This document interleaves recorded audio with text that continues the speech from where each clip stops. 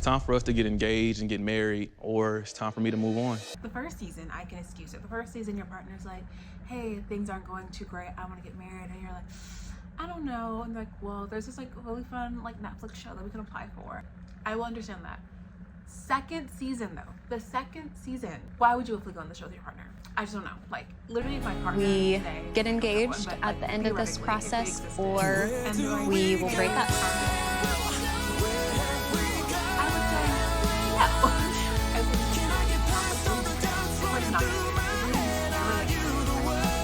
Hey, I'm ready to be married. If you're new here, I want to be with somebody that I could spend the rest of my life with. I think about being married every day. My future family, my future husband, my future kids. I want to share the rest of my life with somebody, but it's time for her to make a decision.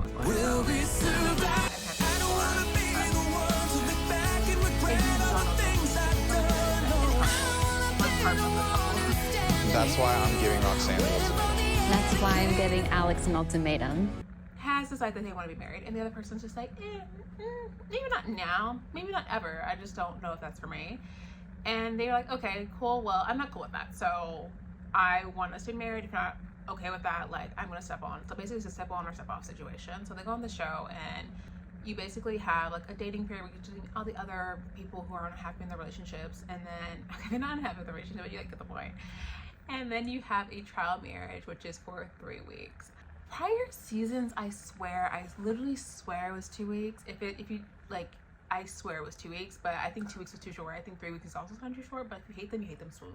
So I think the 3 weeks of balance. If it was like more or less than that, please let me know. So basically you have the dating period, and then you have the match. Yes, and that's the match where you choose the person you want to spend the trial 3-week period with. And then after that, you basically go back to your initial couple for also 3 weeks, and then you have like the choice where you decide if you want to continue on with your existing partner, your new partner, or go along single. That's the premise. It's messy, it's wild, it's crazy. All right, let's crack on. And I just was watching a lot. I was very, very occupied watching all of Love is Blind UK. I literally just said crack on, which is kind of weird, but let's crack on and get into episode 1.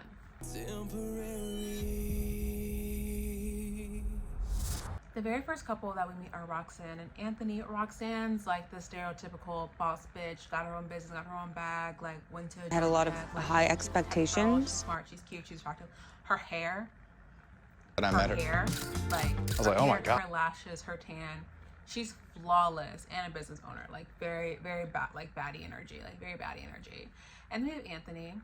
No, Antonio. I keep saying Anthony. Yes, I would be. He looks like an Anthony. He looks like a low budget, like Niall Horn, but he also like gives me Anthony energy, but Antonio. And her whole thing with him is that he's just like not that serious. I want someone who works really hard and is ambitious, and that's just not Antonio. And she wants someone who's like ambitious, and he feels like he's just like considerate to her because she works from sun up to sundown. He doesn't like buy her flowers, gets her meals. Like he's not considerate about like anything that she needs to do. Anthony gave the ultimatum to Roxanne. Roxanne's not ready to be married. She's also not ready to be married to someone like him. She makes this one comment about like, it'd be so nice if, you know, after work, you know, I'm working all the time, that you were like, hey, once you log off or once you stop working, I had like burgers and we're gonna take a walk. He's like, oh, I can do that. She's like, why haven't you? Good point, good point. My thing is like, if your partner has vocalized needs to you and you just have like not done it, that's one thing. If your partner has these things that are vocalized to you, that's another. So like, just understand where you are in that area. My least favorite couple is 2 years, and Lisa's just like, why are we not married? You say that I am who you want to be with for the rest of your life. Right. Why are you not ready to propose? What's going on? I have a job. I made 6 figures. My eggs are roasting in the fire pit of hell. So if we're not getting married, I don't get what the problem is. Brian, who handles Lisa very, very well, I will admit, says that he just wants to make sure that he's like in a stable place to have kids financially. They're in a good space, solid, like they had some issues. She's like, I make money. Like, I don't get why we're not ready now. 6 figures not gonna buy you a house in where I live in New York. Where I live in Texas, you can buy you a house. I have tons of friends who like have houses now. I'm just jealous. When I say that, I'm literally just jealous. Lisa, who gave the ultimatum, is just like, I don't get why you're not ready to marry me. It's been so long now. She's like, there's other guys here who are willing to be married, who literally gave the ultimatum. And then Brian, which may not like him, he was like, yeah, it's like kind of crazy that guys give the ultimatum. Look, I hope we're all mature enough to understand that guys can be as invested in relationships as the woman. It's not, relationships aren't like solely like a woman concept. Like, only women aren't the only ones trying to get married. And he's just like, yeah, isn't it crazy that some guys are in the place where they want to be married? And he's like, Brian throws the words back on Lisa, and it's like, yeah, like a guy who is in the place to get married. So I'm saying I'm not in the place to, which I get. And I also think like 2 years isn't that long, but I also get when you're in your late 20s, usually the horizon is dating someone for 2 years, engagement, marriage. So I see that. Like, I'm 27, I'll be 28 like 2 months. And if I met someone today, I'm not ready to get married tomorrow, but maybe like in 3 years, yeah, I would see that. I would expect for us to be like on that path, or make that conversation where we both decided that we want to be partners forever, but we don't want to be our partners long term, but we don't see marriage for us. And that's fine. I think just like how you explain your relationship. I think everything is all fine and peachy keen. They're like, it's our last night together. They're like snuggling up. And then we have one of those like black and white scenes where someone, you know, those like night vision scenes that all the shows have, and I'm like, oh, something's about to go down. I feel like every single time that happens, like, drama's happening. Lisa is like crying, she's picking up the phone, she's like, I just want to go back, I just want to go home and like cancel the ultimatum. And Brian's like, calm down, like, you know, we're here for this experiment. Talk to me. Let me talk to you. I really just want to go home. I just want to go home. Lisa, talk to me. Come here. Also, Lisa, you wanted to be on the show. Like, sweetie, no one made you do this. Literally, no one made you do this. You know, like, that's what I understand. That's what I don't understand. I will probably say this a gazillion, billion, infinite, whatever amount of times. If you cannot handle the emotional toll that it'll take you having your partner date, sleep with, possibly sleep with, or not sleep with a person, don't go on a show like this. Literally don't. This applies to The Ultimatum, Love Is Blind, You Can Handle Your Partner Dating Else, The Bachelor, Too Hot to like all those shows. If you cannot handle seeing someone you are emotionally attractive and physically attracted to and invested in date other people, do not go on the shows. It's literally that simple. It's not that hard. It's literally not that hard. Trey and Rhea are one of those wild relationships where the guy has given the ultimatum. So Trey is 29, Rhea is 25. And their big problem, they've been dating for 2 years, is that fact that Trey feels like he's like so settled in his life and that he's like ready for marriage. Like, he's literally feels like he is ready. It's the right time. As far as the financial part, got that part down packed. He's like, has a good job, comes from a really good background, very stable. He's like, I'm ready. Rhea, on the other hand, she's like, I've never seen a healthy relationship in my life. Like, it's not divorce or situationships. And now she's also like, I'm not like stable in my career. Like, I can't give that to you. So she doesn't want to be married until she feels like she's stable.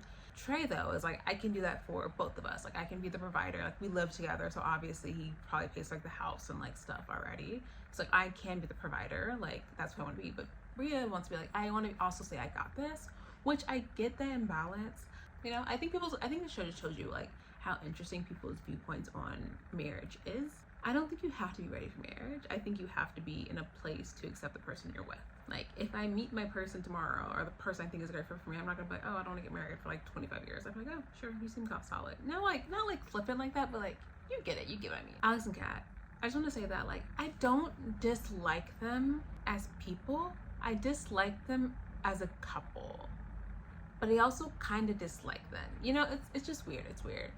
Kat gave the ultimatum to Alex. So they're a 4-year age difference. Kat's younger. I think she's a nurse. Alex is like some sales guy doing sales tech stuff. Alex does this really crazy thing where he just hasn't had a chance to propose because like they've been busy traveling. There just hasn't been like a slow time. Do you know how many people love a proposal traveling internationally or just traveling? Like, most women would love that, especially if you're doing something that you both love. Like, that's a good proposal. So I just don't buy his excuse. I think a really big thing that's like floating around like social media right now is like the cab-like theory from like Sex and the City, where a guy will just date someone whenever, I guess they're open for marriage whenever they're ready. So whoever they're with at the time when they're ready, they'll marry them. Like, they could be with the right person for them, but if they're not ready, they're like, oh well.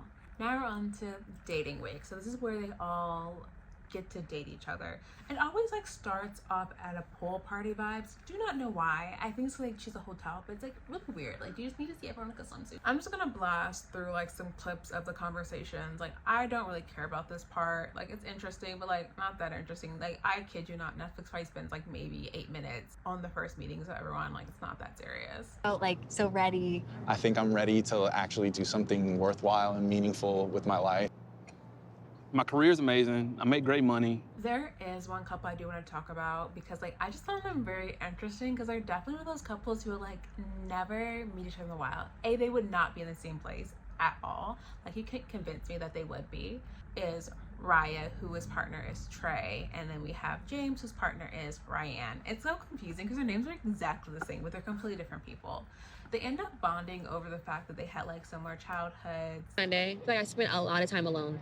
Again, in the same boat. Like, I mean, I was raised by a single mom. So they also both understand like that struggle, and it's made them a lot different. And they talk about how their partners have both come from very like loving, open homes with like two parents, that they just can't really understand them in that aspect, which I understand.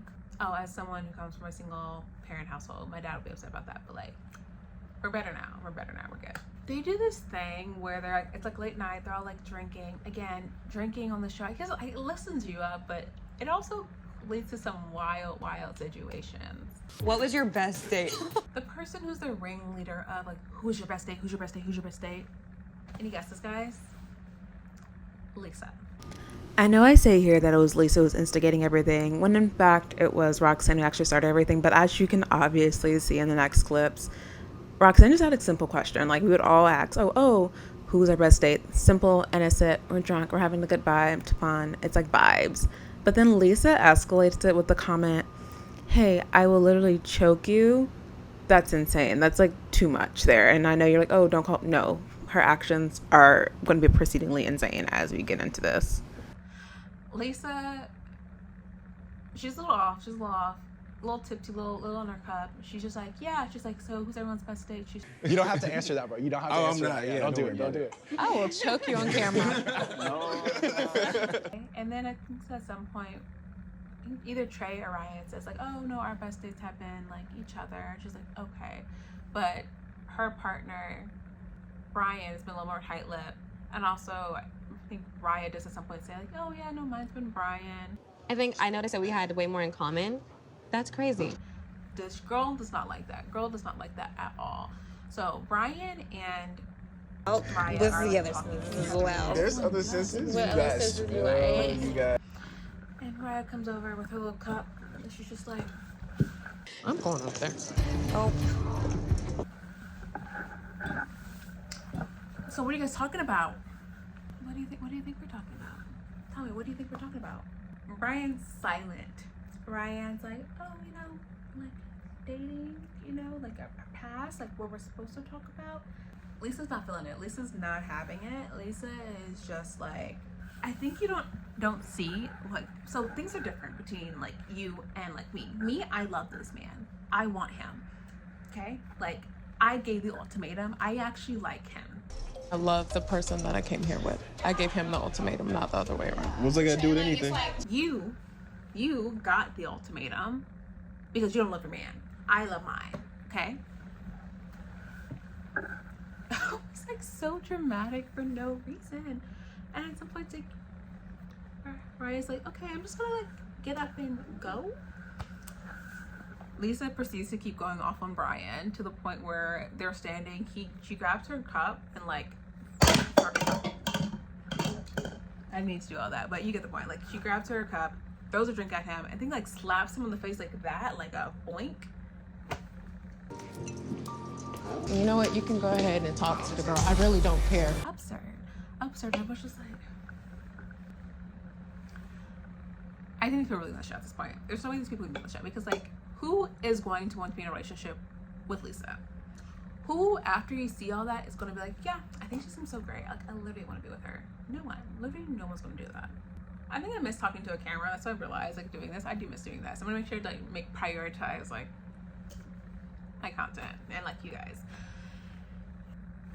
After that, like, Lisa storms out. We had a little cliffhanger. We know what's going to happen. But luckily for you guys, they just released all 8 episodes at once, so we don't have to like wait too long. So we're gonna roll into episode 2 now.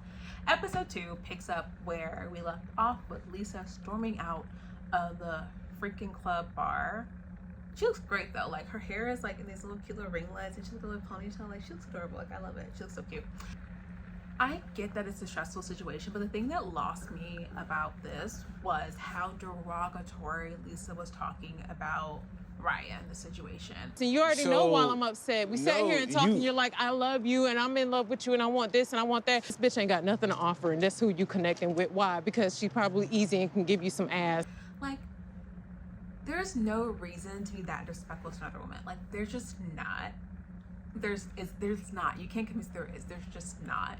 She's literally just like, I want this experiment. I thought you like, I want you to be with someone like maybe like Roxanne, like an actual like boss bitch, not like this. I can see if it was Roxanne, a boss bitch you can actually learn from and be challenged with. Freaking explicitive.